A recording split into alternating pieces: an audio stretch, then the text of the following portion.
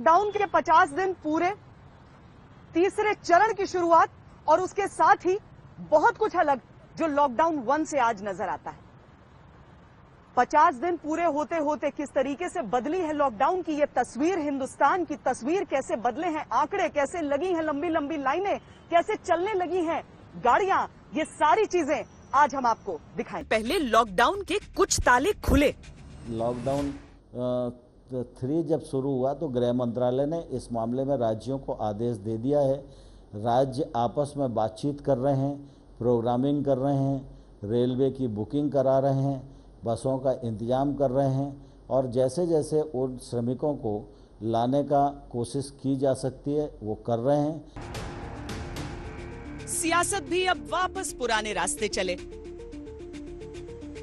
पैसे की जरूरत आज है, माइग्रेंट्स को पैसा आज देना है, सपोर्ट आज देना है, गरीब लोगों को आज पैसा देना है और जो स्मॉल एंड मीडियम इंडस्ट्रीज हैं उनको आज मदद करनी है, कल नहीं परसों नहीं आज, क्योंकि अगर हमने आज नहीं मदद की तो जो जॉब लॉसेस हो रही हैं वो सुनामी बन जाएंगी।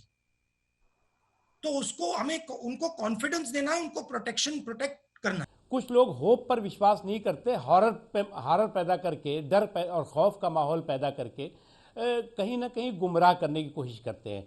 अभी मैं आज सुबह देख रहा था कि एक पार्टी के बहुत बड़े नेता हैं, उन्होंने जो है वो 20 सवाल पूछ लिए कि साहब ये जो आरोग्य सेतु है उससे लेकर के और तमाम जो है वो प्रवासी जो मजदूर हैं उनको लेकर के पीएमओ की बात कह डाली।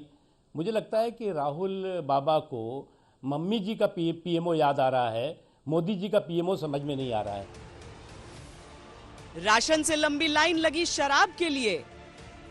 बुजुर्ग आदमी, नींद नहीं आ रही थी कई दिनों से, कोरोना से ज्यादा हमें दारू से प्यार था। इससे भी सैनिटाइज कर सकते हैं हाथ अपने, ये भी एक किस्म की दवाई है। कि माए खाने का रास्ता एक बेवफा ने दिखा दिया, बिन पिए करार नहीं, शराबी ऐसा बना दिया, शराबी ऐसा बना दिया। मैंने 12 लेनी है।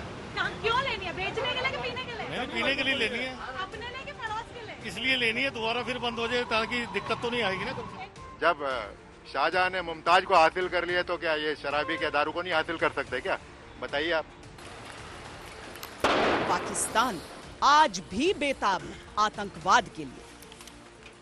आतंकवादी कुछ रहेंगे, जो अभी बचे हैं उनका भी सफाया होगा और मानकर चलिए जो हमारे सशस्त्र बल हैं, सेना है, जेएनके की पुलिस है, सीआरपीएफ है, बीएसएफ है, सब लोग जो वहां पे लगे हुए हैं वो इसी चीज को लेकर लगे हुए हैं कि वहां से आतंकी समाप्त हो जाए।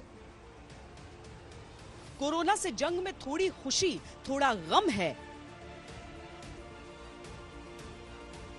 हमारे नेशनल हाईवे पूरे ओपन हुए हैं और करीब 65 से 70% गुड्स ट्रांसपोर्ट उस पर आया है। उसके साथ साथ पोर्ट, एक्सपोर्ट और इंपोर्ट का काम और पोर्ट का भी कामकाज पूरा शुरू हुआ है। ये बात जरूर है कि कोरोना का संकट भी गंभीर है और दूसरी ओर हमारी इकोनॉमी के भी अनेक सवाल, समस्या हमारे सामने खड़ी है। इस लड़ाई में 50 दिन का लॉकडाउन भी लग रहा कम है। मैं पूरी तरह से ऑप्टिमिस्ट हूँ। मैंने पहले भी कहा कि आने वाले सप्ताह जो भी होंगे उनमें धीरे धीरे करके हमारा जो कर्व है ये पूरी तरह से फ्लैट भी होगा और उसके बाद ये रिवर्स भी होगा और निश्चित रूप से कोरोना के खिलाफ जो हमारी जंग चल रही है इसमें हम सबको मिलकर एक निर्णायक विजय प्राप्त होगी।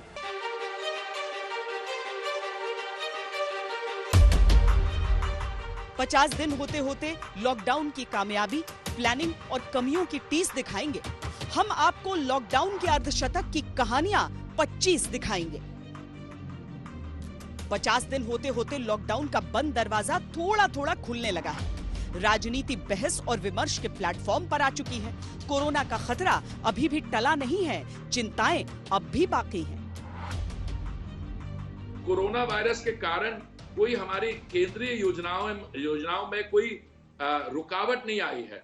में थोड़ा समय गया है क्योंकि कंस्ट्रक्शन एक्टिविटी बंद रही है, पर अब कंस्ट्रक्शन एक्टिविटी भी काफी हद तक शुरू हो गई है। जो रोड कंस्ट्रक्शन तो ऑलरेडी ओपन अप हो गई है, और बाकी जो प्रोजेक्ट्स हैं जहां पे लेबर करीब है उसी विसिनिटी में है, वहां पे भी कई जगह में काम शुरू हो गया है। तो मुझे पूरी उम्मीद है कि जैसे ही इकोनॉमिक एक्टिविटी खुलेगी, इसमें भी ये हाउसिंग प्रोजेक्ट्स में भी गति आएगी। हम लोग कोशिश कर रहे हैं कि जो हमारा हिस्सा है जीडीपी के अंदर, सड़क बनाने में, ट्रांसपोर्ट को जल्दी से जल्दी एक जगह से दूसरी जगह पहुंचाने में, कैसे उसको और सुचारू बनाया जाए, इन सब के अंदर इनके ऊपर हम लगे हुए हैं, हम बैठे ही नहीं हैं।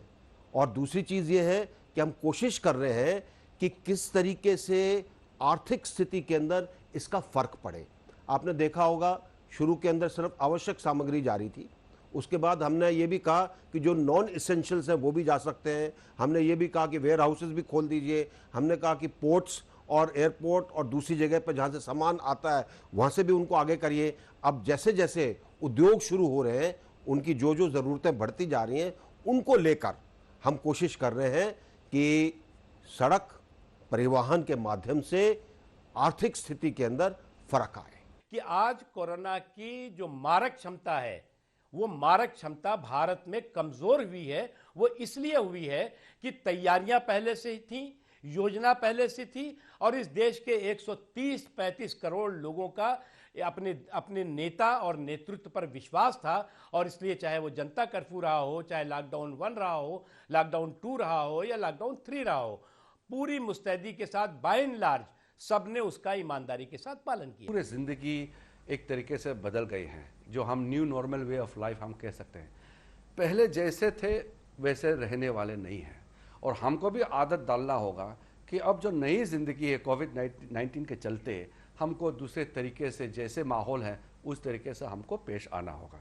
खेल को कैसे अट्रैक्टिव हम बना सकें, और स्टेडियम में जो भीड़ भाड़ होते हैं, जो वहाँ एक माहौल होता है, उस माहौल के बिना खेल को हम रोचक कैसे बना सकते हैं, उसके लिए भी हमको एक वर्किंग प्लान बनाना होगा। मैं अभी पूरा कह नहीं सकता हूँ, क्योंकि इस वक्त कोविड पे हम ज़्यादा फोकस्ड है, इसलिए वो पूरा जो रोड मैप ड्रॉ नहीं कर पाया कि nature of the sporting events किस तरीके से होगा। लेकिन मान के चलिए कि निकट भविष्य तक स्टेडियम खचाखच भरा हुआ इस तरह का कोई संभावना नहीं लग रहा है।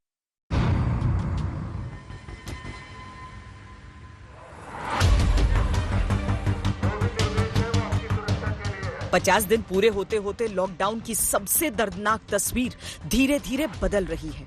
मजदूर अपने घरों की ओर लौट रहे हैं, पर हमारे कुछ श्रमिक मंजिल तक पहुंचने से पहले अपने सपनों की तरह कुचल भी गए। लॉकडाउन ने कोरोना से जूझने में देश की मदद की है, लेकिन अलग अलग कारणों से श्रमिकों के जीवन में मायूसी ही रही। हालांकि लॉकडाउन के तीसरे चरण के ऐलान से पहले 1 मई से रेलवे ने 222 विशेष ट्रेन चलाई। सरकारी आंकड़ा 8 मई तक 2.5 लाख लोगों को घर पहुंचाने के दावे करता है। अभी तक रेलवे ने 222 विशेष रेलगाड़ियां चलाई हैं और लगभग 2.5 लाख से अधिक यात्रियों ने इस सुविधा का उपयोग किया है।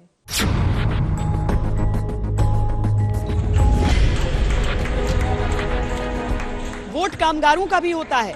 जब ट्रेन से वो घर निकले तो टिकट पर राजनीति शुरू हो गई, या कहिए कि राजनीति का टिकट जमकर बंटा। रेल मंत्रालय घर वापस लौटने के लिए रेल यात्रा का किराया और स्पेशल चार्ज वसूल रहे हैं।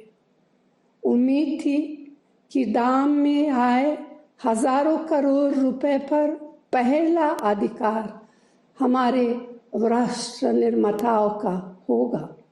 कांग्रेस पार्टी ने निर्णय लिया कि हर प्रदेश में जरूरतमंद श्रमिक भाइयों और बहनों के घर लौटने की रेल यात्रा का खर्च उठाएंगे। दुख की बात है कि इस समय इस तरह की राजनीतिक बात की जा रही है। प्रधानमंत्री जी से ज़्यादा गरीबों के कल्याण के लिए सोचने वाला अभी तक तो मुझे लगता नहीं कि कोई दुनिया में कोई मसीहा पैदा हुआ है। 1,70,000 करोड़ रुपए उन्होंने तुरंत योजना घोषित की गरीबों के कल्याण के लिए। केंद्र ने कहा कि श्रमिकों के टिकट का 85% पैसा सरकार देगी, 15% राज्य सरकारें देंगी। कांग्रेस ने कहा पार्टी ही सारे पैसे दे देगी। फिर भी ऐसे मजदूरों की कमी नहीं रही जो टिकट और रसीद दिखाकर अपनी जेब से पैसे देने की बात कहते रहे। गलती किसने की, कहां की, ये तो पता करना ही होगा।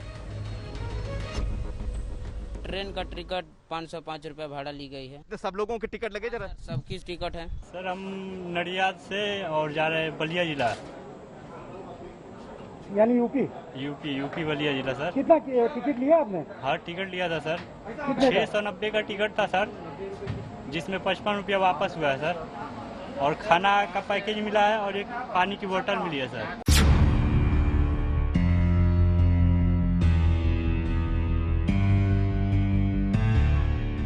पचास दिन लॉकडाउन के होते होते केंद्र सरकार ने वंदे भारत मिशन के तहत तय किया कि जो भारत का है और कोरोना संक्रमण के बाद बदले हालात में वापस भारत आना चाहता है उसे लाया जाएगा।